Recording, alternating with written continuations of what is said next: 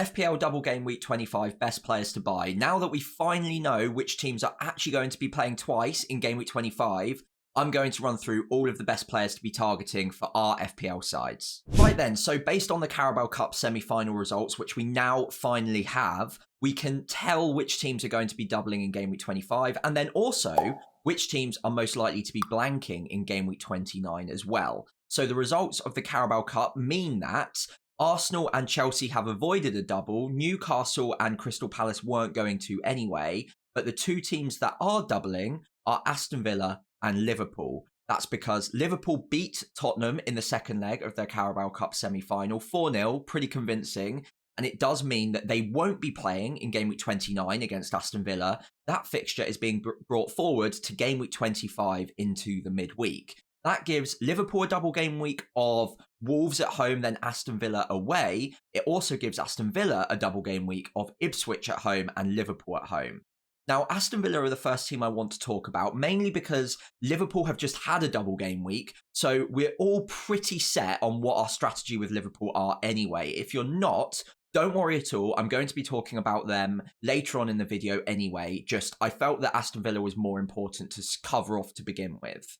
Now, Aston Villa have a lot of different options and routes that you could take in your FPL side, and I think therein lies the problem. There are just simply so many new signings, so many attacking options to squeeze in now. I actually found it quite difficult to fit them all on the graphic, and I couldn't really put a number of these players with data on the graphic either because they're new signings. So over the transfer window, they've brought in the likes of Rashford, who luckily does have some Premier League data, and we know what he can do in the Premier League. But they've also brought in Marlon from Dortmund and Asensio as well. Now, Marlon's played a few minutes in the Premier League, got, I think, 45 minutes in Game Week 24, but it's not enough to provide reasonable data on. And of course, Asensio hasn't yet had the opportunity to play. So we're kind of going in the dark with those two players, but the rest of them, at least we can maybe start to map out our thinking based on what we've seen so far. Now, Ollie Watkins is undoubtedly the best pick at Aston Villa, given the fact that John Duran is also now off to Saudi Arabia, and he has very little competition in that centre-forward role. Now, the only problem with Watkins is he went off in Game Week 24 with a suspected injury. So we aren't going to be able to move towards him until we hear something positive from Unai Emery. Now, if he was deemed fit, I think a lot of managers are going to find it pretty tempting to go there. The underlying attacking data is actually really strong. 0.70 XGI per 90 is pretty high caliber. But the goals and the assists, 15 in total between the two, have maybe gone under the radar a little bit this season. He hasn't been a very popular pick at times, and I think that's because he's been sharing minutes with John Duran. Now, obviously, moving forwards, that's not going to be a problem.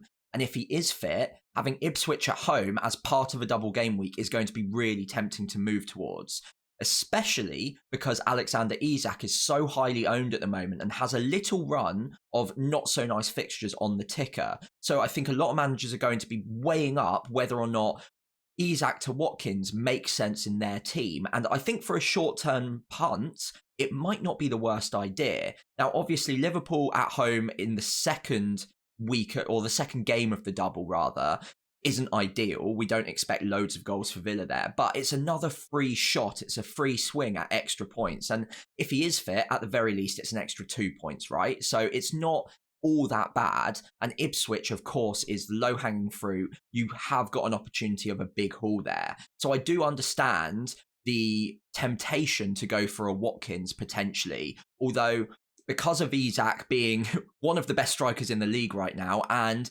also, whilst the short-term fixtures aren't great, long-term, they do look pretty good for Newcastle. I'm not so sure myself that I'm definitely going to be willing to sell Isak for Watkins, especially because I've got a lot of money tied up in Isak as well. And when I do go back there, it's not going to be the easiest to scrape together that extra money to buy him back in, because I'm going to have to sell him at a lower price than his buy price is. So with all of that in mind, I'm pretty on the fence about getting Watkins. The fixtures after Game Week 25 don't look brilliant either. Chelsea, Crystal Palace, Brentford. Now, obviously, you can definitely see Aston Villa scoring a couple of goals in any of them, but especially if you're not planning to free hit in Game Week 29, having the blank after that, it's not a great run overall. And I think a lot of us are going to want to get back to Isak pretty quickly after Watkins has had his double game week out of the way. There is, of course, also the injury doubt, so all of this could just be a pointless discussion because Watkins might not even be fit for that Ipswich game. If so, then he's definitely not an option. After that, Rodgers is going to be the second most popular pick. 5.6 million, 11 attacking returns at that price point is absolutely phenomenal. He's been probably the standout budget pick this season, maybe alongside people like Amad Diallo, for instance. However, Rodgers himself has been incredibly consistent across the season. His attacking data isn't bad either, 0.31 XGI per 90. It's not incredible, but again, for the price, it's definitely not too bad. And he is the highest owned out of all of these Villa players on the graphic. So he will have a bit of ownership going into game week 25. So he might be a player that you might want to cover off if you don't already own him. He's got upside, he's got attacking returns in his past, and he's got really good minutes so far this season as well. With all of that in mind, because he's pretty easy to get across to if you don't already own him, I can see him being bought by a lot of managers, and he's very tempting to bring in myself for someone like a Diallo, who, although has Tottenham this week, the double game week, including Ipswich at home, does seem just that little bit better. And Rodgers does have the potential to go big as well. And if he goes big, with that ownership rising in a double game week, that could be really, really painful to avoid. Now, after that, the maverick pick, as it were, would probably be a Marcus Rashford. 6.6, registered as a midfielder, but will be undoubtedly playing across that front three for Villa.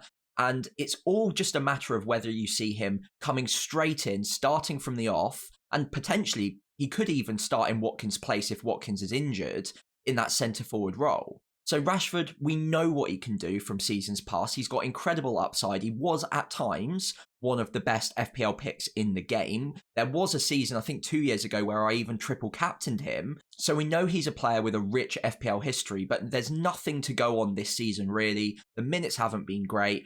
5 attacking returns and not great data either. And Man United fans on the whole would probably tell you that it's not worth going there right now. However, Unai Emery has seen something in him. He's going to probably be rejuvenated under a new coach, and it is an opportunity for him to get back to his best. So if you're a more maverick FPL manager and you back him to start that first game, especially against Ipswich, and by the way, we'll get a little bit of a preview in the FA Cup as well. There's an opportunity he could start there.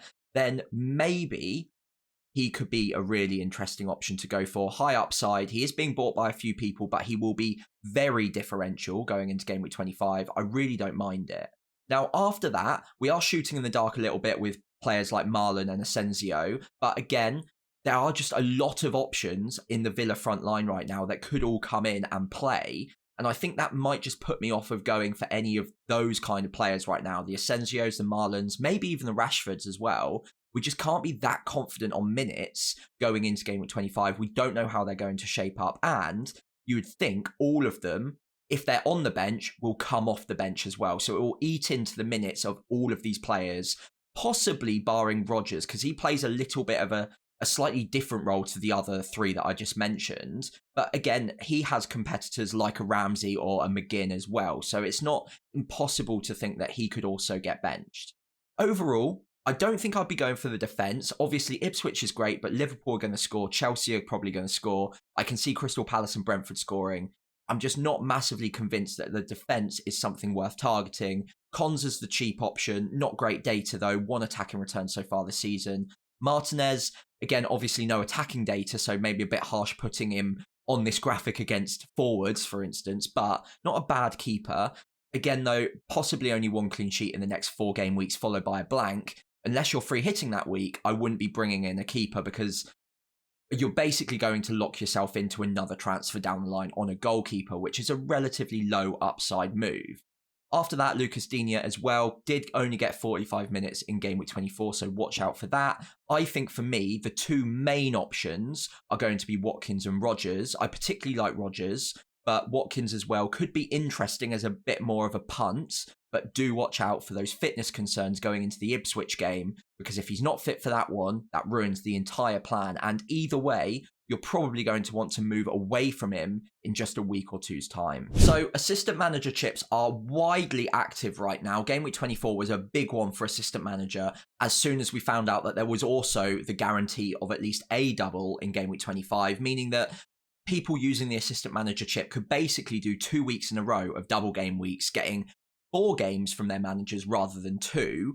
And then also, of course, get that third week. So it's 5 overall games from just 3 game weeks, which there's no opportunity to do that anywhere else in the season. So big upside there. If you went with slots, there's absolutely no way you're moving away from him. He's predicted 15.5 points in game week 25. Obviously, could still continue to do really well in game week 24 as well, and is the most expensive of the managers, or in that upper bracket as well. So there's no need to be moving away from Arne Slot, and it's a great double. Wolves at home, Villa away. No table bonus, of course, because they're top of the league, but good opportunities to get decent points there. You'd expect something in the range of 15 to 20 points from those 2 games, and 15.5 is what Fantasy Football Hub have predicted as well. So very reasonable to just stay on him, and even if you don't already have it on him and you've got a David Moyes active, or if you're looking to activate the chip right now, Arne Slot would probably be the standout pick this week. However, he's not the only good pick this week, and if you do already have a triple up of Liverpool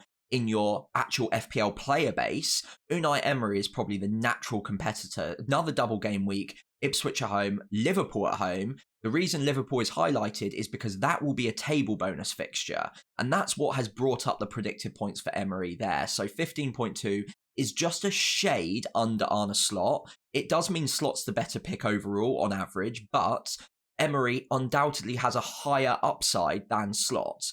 Now, Ipswich, again, could easily be a nice 3-4-0 win for Villa. Obviously, it could go the other way, but you'd think that Villa have a decent chance at winning that. They've had a week off. They'll be fairly rested, and that seems like a good opportunity for a 10 to 12 pointer for Villa. After that, Liverpool's kind of that free swing that I've been talking about, and there's big upside there. It could go wrong, and if they lose, then you're looking at maybe all of the weighting of the points being on the Ipswich game. But Ipswich look all at sea at the moment. That's a good way into Unai Emery, and it's maybe a nice floor that gives you a free swing in the second fixture. Now, if they do take something off of Liverpool, even if they get a draw, that could outscore Arne Slot. It's just, the problem is, it's much more likely that Villa do lose against Liverpool than they win, even though they're at home. And obviously Villa are a great side, so they could turn it around. They could do something against Liverpool. And personally, I do really like the opportunity of big upside. If they get the win, that's a bonus 10 points on top of all of the points you often get for a win for an assistant manager. So the upside is undoubtedly there. It's just also maybe the floor isn't as high as it would be for Arne Slot. Now, if you've got someone like a Trent Alexander-Arnold and you've got a Liverpool triple up, but you do want to get to Slot, then maybe there's an opportunity there. Now, I'm not saying that this is an option that I'd necessarily go for just yet, but Trent is obviously struggling with an injury. We'll probably see in the next few days whether or not he's going to be back in time for game week 25. Obviously, Liverpool have another 2 fixtures before that Wolves home fixture, including Everton away at Goodison in the Premier League. So it's very likely that we'll see Trent or get some really reliable news on Trent before this fixture. However, if he is out of game week 25 or a significant doubt by that point, then there's an opportunity there to move away from Trent, downgrade that position to another defender, and I've got a few that I'll talk about in just a moment's time. Not a Liverpool option though, but then you could move a David Moyes to an Arne Slot with the free money that you get from downgrading Trent and that free slot that you've got for Arne Slot. So overall, that might not be a bad option either. Obviously, don't make that move just yet, unless you're really convinced in that being the play. But Trent, if he starts both of those matches, is a good option in his own right. So I wouldn't be ripping up your already set plans just to get to Slot when Emery's right there and not a bad pick either. However, Slot is probably marginally the favourite out of the two right now. I still really like Unai Emery, and that's probably the manager I'll be going for, unless we get news that Trent is definitely out of Game Week 25, at which point I might downgrade him and use that opportunity to upgrade David Moyes to Arne Slot. So it's not all about the double game week options. We've also got some fantastic single game week options and arguably a few free transfers dotted around in a few of our teams because we've already mostly got triple Liverpool anyway. And Aston Villa, whilst tempting prospects, because they've only got a very short-term amount of good fixtures, I doubt many of us are going to go all in on Villa and go for a triple up. That might leave some opportunity for some high upside single game week picks. Bournemouth will be one of the teams at the top of the list. Now, we know the three midfielders are going to be really popular. We've got Kluivert, Semenyo, and Altara, all have their own benefits as well. So Kluivert's got the benefit of penalties. We know he can haul as well. And the data's really starting to creep up now, 0.60 XGI per 90. Obviously, Bournemouth's fixtures are fantastic as well. Southampton is going to be a really nice entry point, followed by Wolves, Brighton, Spurs. You can see plenty of goals in every single one of those games. And picking a player that has high upside, has penalties as well, good data, is going to be really tempting. The only thing to note on Kluivert is that we're told that his partner is expecting a child in the next few days. So maybe there's a chance that he's either not going to get much sleep over the next few days, or he might have to go and be with her for a little while as well. So do watch out for that. But usually, more often than not, that doesn't really impact players' minutes too much. And we've all seen the goal celebration, the ball under the shirt once they score. So obviously it can go the other way. It's just something I wanted to note just in case. It wouldn't put me off though. Absolutely not. Outside of that, Altara's been fantastic. Obviously got his first Premier League hat-trick the other day as well. Great data and playing up front for Bournemouth. Bournemouth didn't buy a replacement striker in the January transfer window, so it does mean that Altara's minutes should be fairly secure in that number 9 role. It's not his natural position, but he does look really good in it, and the data matches Kluivert's, even without the penalties as well. So at 5 million, he's going to be really tempting to go for too. Outside of that, I've got Semenyo, and I'm still pretty happy with him. The worst data of the three, 0.47, but it's still really decent. He's also got the highest shot volume from open play out of those three options. And again, it's not a player that I'd be anywhere near moving away from, given his consistency so far this season. He's got plenty of attacking returns. The data's still good. And at under 6 million, there's just no way that I'd be making a sideways move across to Kluivert or Altara. I might be tempted to go for two of them and keep Semenyo and maybe bring in a Kluivert or an Altara, who are both good options. But given we've got Rodgers playing a double game week this week, I think I'm more likely to be bringing him in this game week ahead of one of these two. Although Rodgers, again, to be devil's advocate there, is a very short-term pick considering the fixtures, whereas these guys have great fixtures for a very long period of time. So maybe I'd be missing a trick there by bringing in a player just because he's got an extra game in Game Week 25, and that game is against Liverpool as well, so maybe not the highest upside there either. Whereas these picks are great price, great data, much better than Rodgers, for instance, and better fixtures in the short, medium, and long term as well. So overall, love the Bournemouth midfielders. Outside of that, Kirkez is going to be a really tempting option soon as well, if not this game week. Especially, I think, if Trent is injured for Game Week 25. Kirkez seems like the perfect player to drop down from Trent to and save that money. And then obviously, if you're on assistant manager, you can upgrade a Moyes to a Slot, for instance. So that's a really good opportunity. Data's not bad. He's not quite a left winger or a left wing back, but he is getting forward at regular intervals.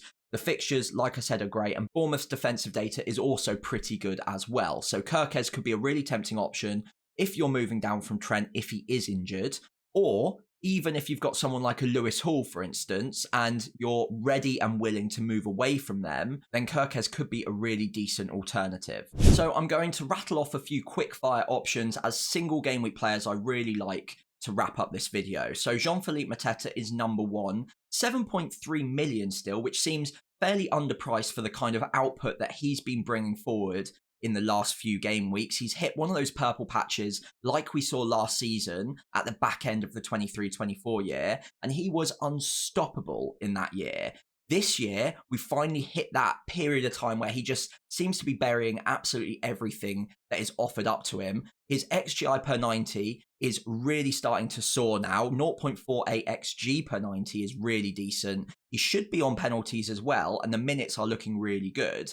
Also, a great set of fixtures up to game week 29 when they'll most likely have a blank game week. But if your plan is to free hit in game week 29, then Palace options are going to be really tempting because they've got great fixtures either side of the free hit, and it means that you don't need to lock in transfers to get rid of them just for game week 29. You'll have the advantage over your competitors who are just going to keep playing their transfers through game week 29 and trying to survive without a free hit, because they won't see Palace options as decent this week or the next few weeks, because they'll be looking for players who definitely play in game week 29. If you're free hitting, you don't have to. You can go full steam ahead at Newcastle options, at Palace options as well, and Palace in particular have a great set up to game week 29 and then good fixtures after it as well. Mateta's in great form. He's still very differential. So if you're chasing a little bit, he could be the striker to pick up right now. Maybe a bit of an adversary to a Chris Wood, for instance. Chris Wood's ownership is sky high, doesn't have the best set of fixtures coming.